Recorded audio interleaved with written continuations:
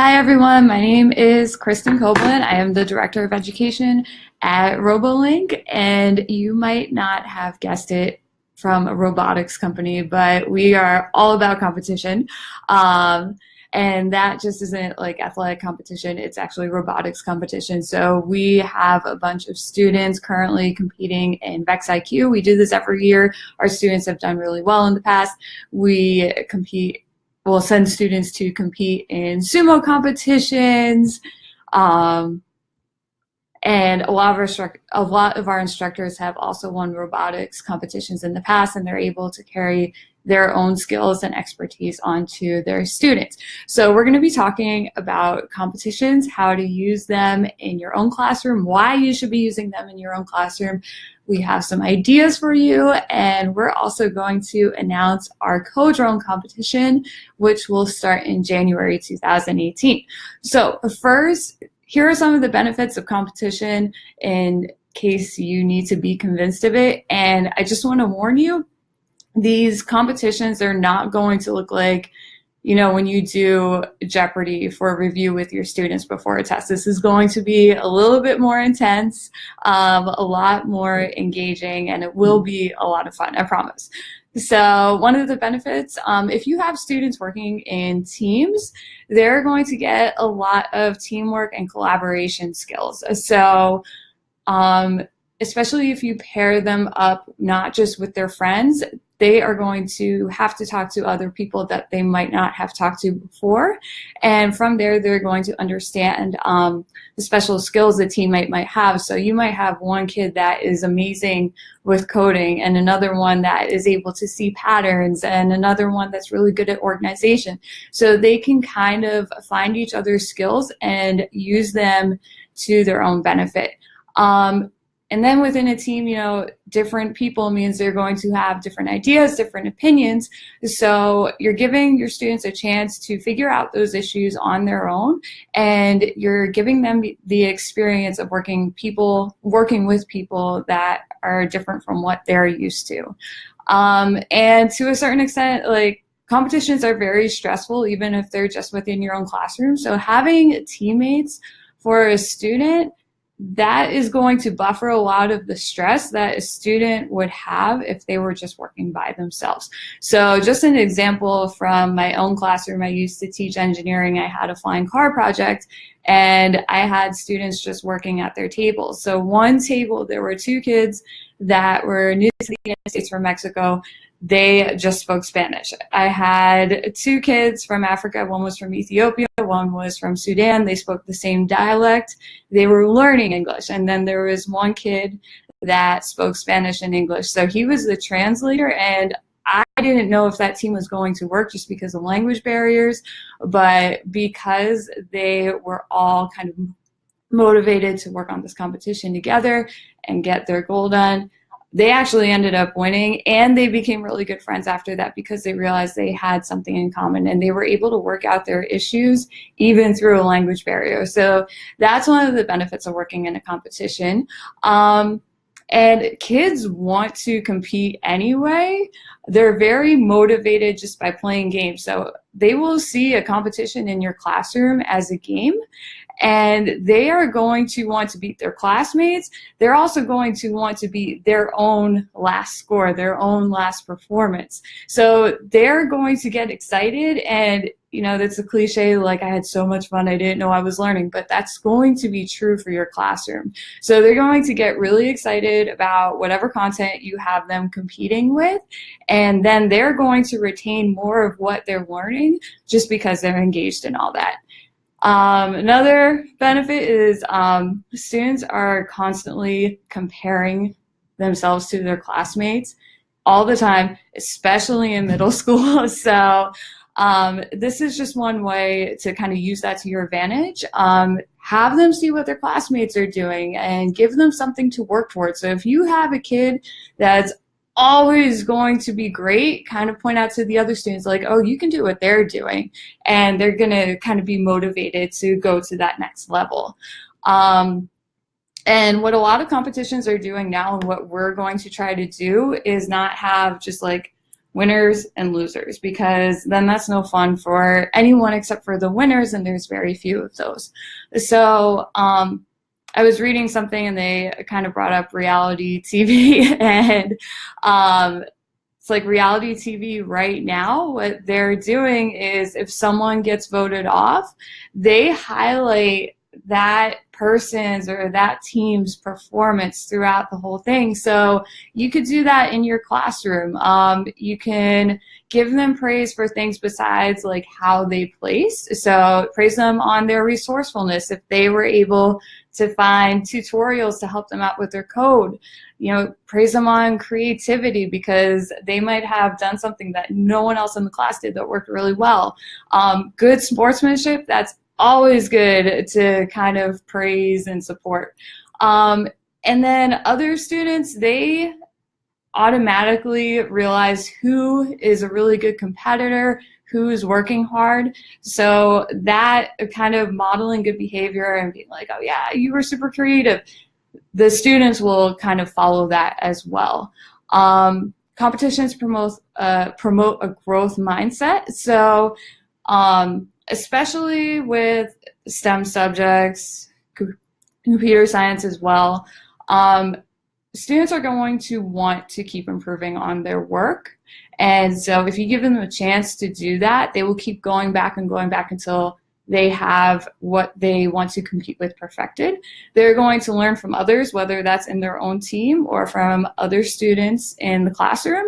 And that's going to keep pushing them to the next level. So they will get so much out of competition just from growing and growing from it.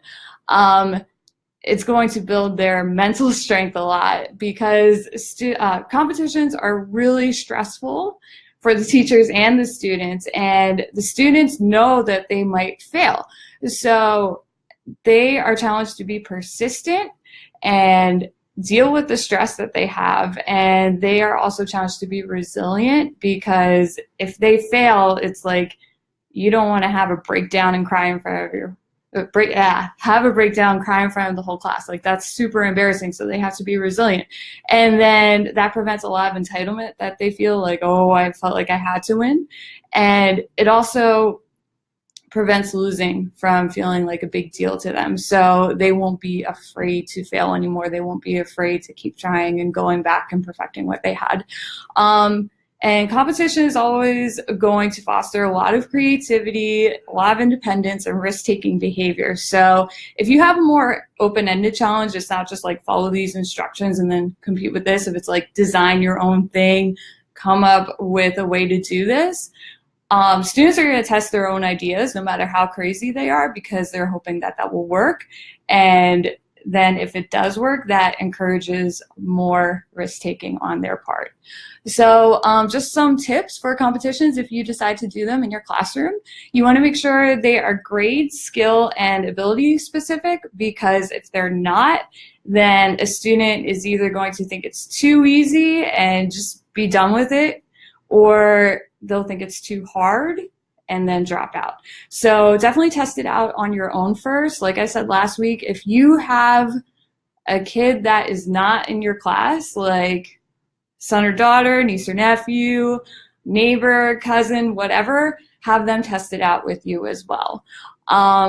And especially in a classroom, definitely think about what you want your students to be able to do at the end of the competition to make sure those skills are highlighted. So if you're talking about debugging in your classroom, for example, and you really want to keep working on that, have a debugging competition. We're going to talk a little bit more about that later. I have seen competitions turn really nasty, especially if there is more of a reward or an incentive.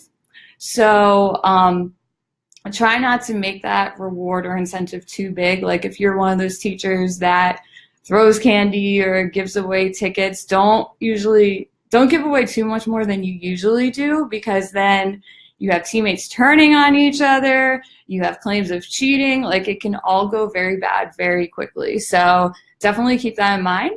And you also don't want it to be a race to the finish line, because you want students to come up with their best work. and not just have everything really sloppily done and be like, oh yeah, I'm finished, here you go. And then just for everybody's sanity, keep the actual competition to 1 class period or less, because it's really hard to end a competition and then have to come back to it the next day, and that can cause a lot of confusion. So we have come up with a bunch of different competition ideas for you guys. If you go to robolink.com and you go to learn CoDrone Lite or learn CoDrone Pro, there are a ton of missions in there that you can do with your students or your group, whoever you have. And each lesson usually has a challenge at the end. So if you're working, for example, on taking off and landing, you can do a competition within that lesson, and that will include takeoff and landing. So right now I could tell you that for takeoff and landing, you want to have your drone do push-ups. And so you can also incorporate loops in there, see who uses the least amount of blocks to get their drone to do 5 push-ups, for example.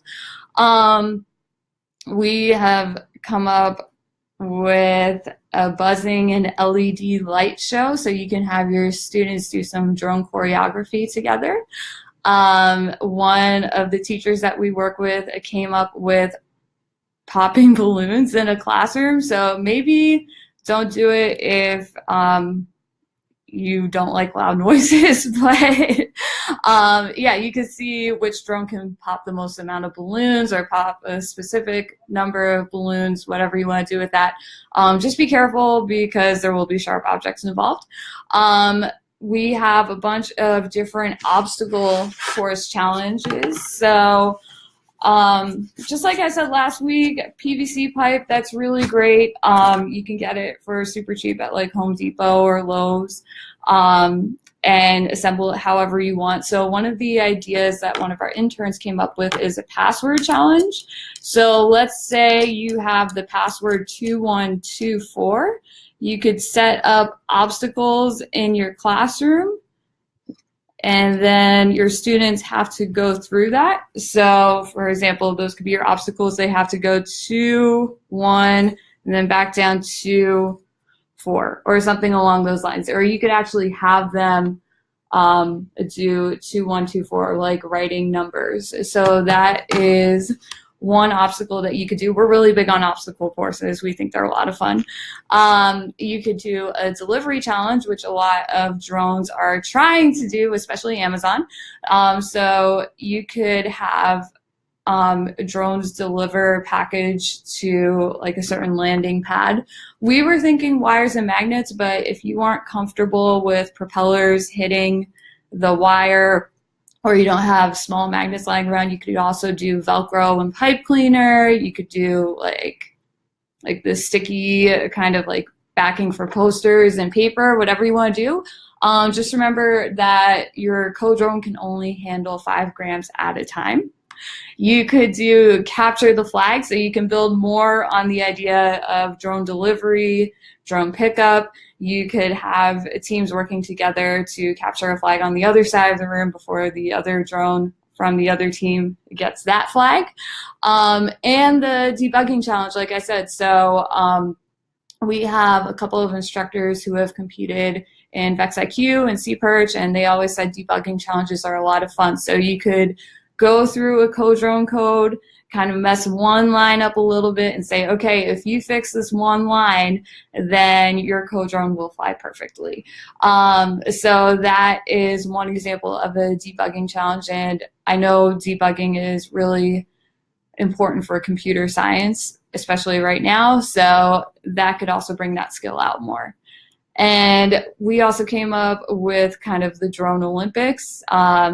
I don't know if we're allowed to say that, so maybe drone games, it's just a copyright issue. So you could do like a baton relay race, so maybe not carry an actual baton, but have like one drone take off, fly forward, land, then the other drone has to take off, fly forward, and that could be an option.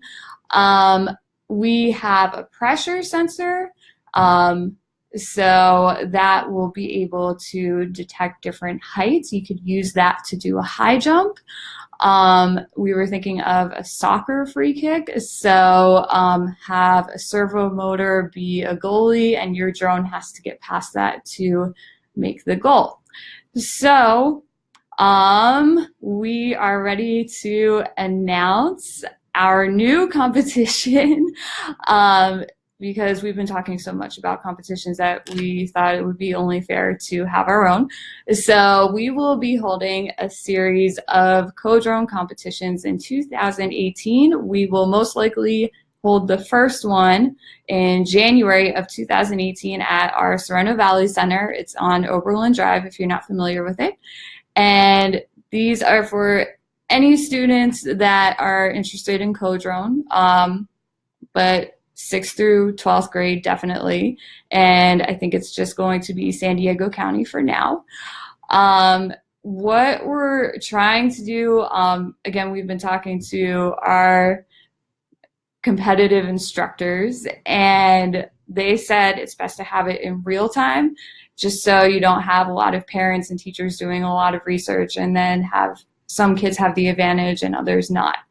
So we can't give too much away. It's going to be a lot like the Triwizard Cup in Harry Potter. So we're just going to give you some clues.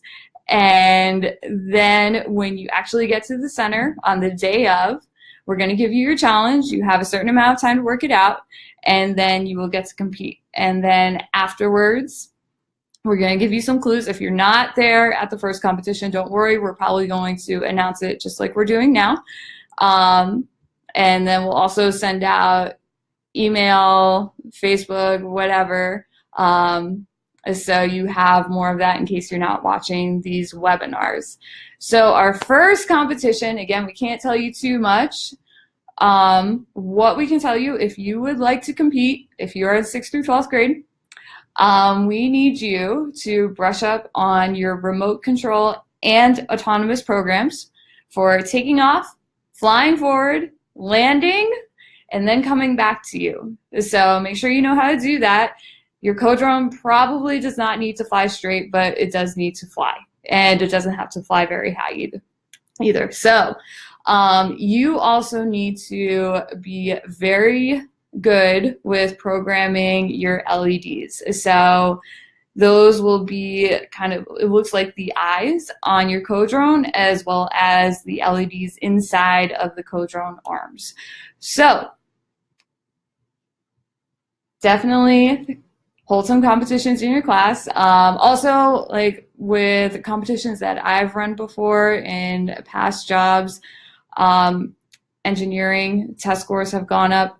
Physics test scores have gone up because kids are finally able to apply what they've learned in kind of like a real life situation. So keep that in mind. We can't wait to see what you come up with, and we also can't wait to hold our competition and see you in January of 2018. Thank you so much, and we will see you next week.